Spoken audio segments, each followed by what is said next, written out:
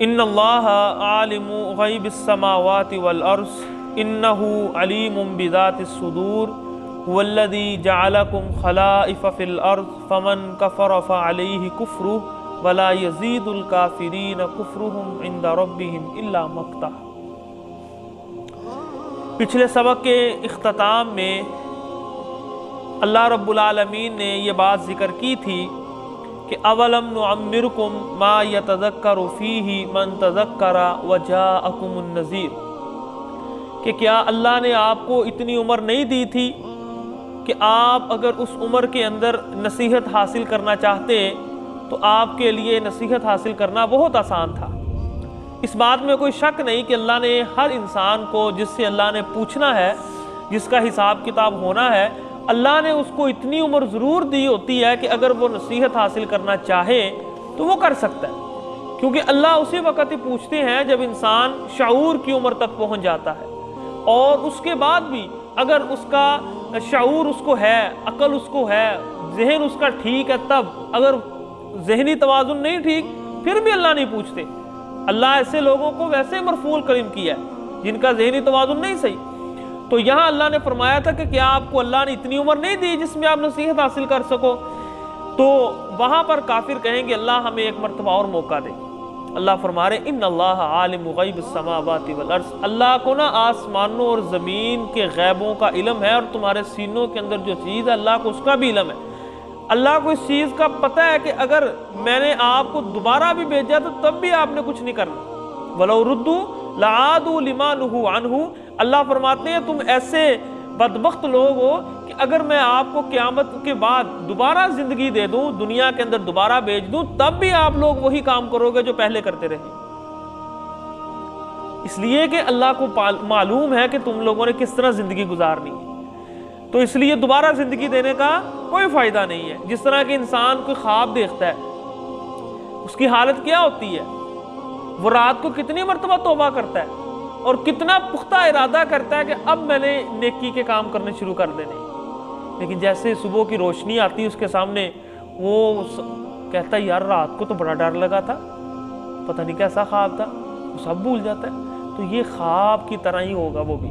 اگر اللہ ان کو دوبارہ زندگی دیں گے وہ تھوڑے عرصے میں پھر دوسرے راستے پر چل پڑیں گے۔ اللہ فرما رہے ہیں هو الذی جعلکم خلائف فی الارض، اللہ وہ ذات ہے جس نے تمہیں زمین کے اندر جانشین بنایا، زمین کے اندر ایک امت کو دوسری امت کے بعد، یہ اللہ کا احسان ہے، وگرنہ اگر سارے لوگ آج یہاں موجود ہوتے تو ہم سب کے لیے رہنا مشکل ہو جاتا۔ ٹھیک ہے، تو اللہ نے یہ جو انسان کے بعد دوسری نسل، دوسری کے بعد تیسری نسل کا ایک سلسلہ بنایا ہے، یہ بھی اللہ کا بہت خاص فضل ہے اور اللہ کی خاص حکمتیں اس میں کہ تاکہ لوگ جو ہیں آسانی کے ساتھ یہاں رہ سکیں۔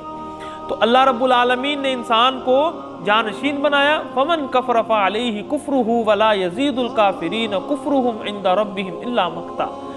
اور جو لوگ اللہ کی ناشکریاں کرتے ہیں،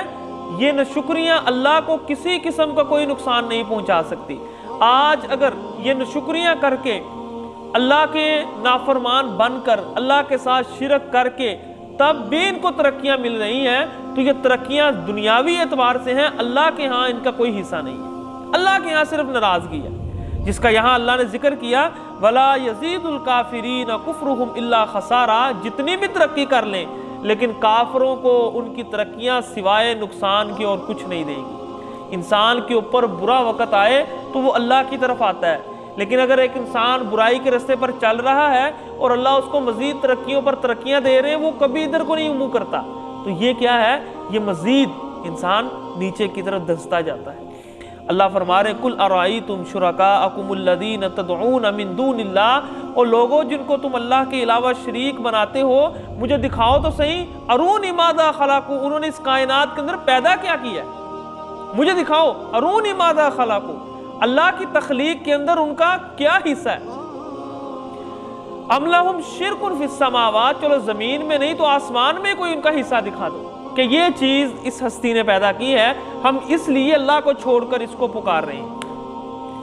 ام آتیناہم کتابا فہم علی بینۃ منہ، چلو کوئی چیز نہیں دکھا سکتے تو کوئی دلیل ہی دکھا دو کہ ہم اس وجہ سے ان کی عبادت کرتے ہیں۔ یہ ہمارے پاس دلیل ہے، اور یہ کتاب کے اندر کہیں لکھا ہوا ہے، ہم اس بنا پر ان کی عبادت کرتے ہیں۔ اللہ فرما رہے ہیں میں آپ کو حقیقت بتاتا ہوں، جن کے پیچھے آپ لگے ہوئے ہیں نا، بل ان یعد الظالمون بعضهم بعضا الا غرورا، یہ جتنے بھی وعدے کرتے رہیں کہ آج اگر ہماری بیعت کرو گے، آج یہ کرو گے، آج ہمارے پیچھے چلو گے، کل کو بچا لیں گے، یہ سارے کے سارے وعدے سوائے دھوکے کے اور کچھ بھی نہیں۔